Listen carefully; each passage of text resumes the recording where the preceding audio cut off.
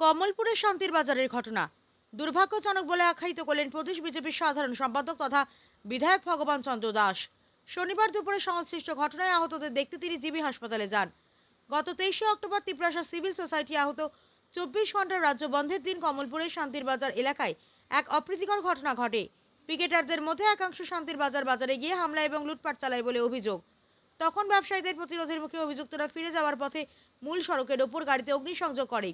এই সময় খবর পেয়ে ঘটনাস্থলে ছুটে আসেন সালেমা ব্লকের বিডিও অভিজিৎ মজুমদার এবং কমলপুর মহকুমা পুলিশ আধিকারিক সুমন্ত দেববর্মা।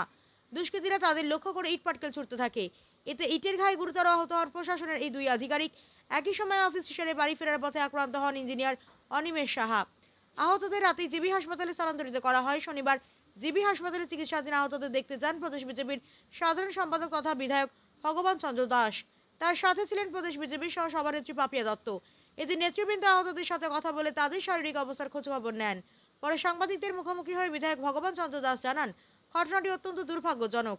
এই ধরনের ঘটনা কখনো আশা করি না। তিনি জানান, এই রাজ্যের জাতি উপজাতির মধ্যে আন্তরিকতা এবং সম্প্রতি দীর্ঘদিনের মুষ্টিমেয় কিছু লোক এগে বিষিয়ে তোলার চেষ্টা করছে। এতে করে রাজ্যের মঙ্গল হবে না। প্রধানমন্ত্রী নরেন্দ্র মোদী এবং রাজ্যের মুখ্যমন্ত্রী অধ্যাপক ডাক্তার মানিক সাহা চাইছেন রাজ্যকে সামনের দিকে এগিয়ে নিয়ে যেতে। এই ক্ষেত্রে জাতি উপজাতি সকলকে এগিয়ে আসতে হবে। দেখুন, অ্যাকচুয়ালি আমরা কোনো অবস্থাতে এটাকে মেনে নেওয়া যাচ্ছে না। অত্যন্ত দুর্ভাগ্যজনক, এটা আমরা কখনোই আশা করিনি।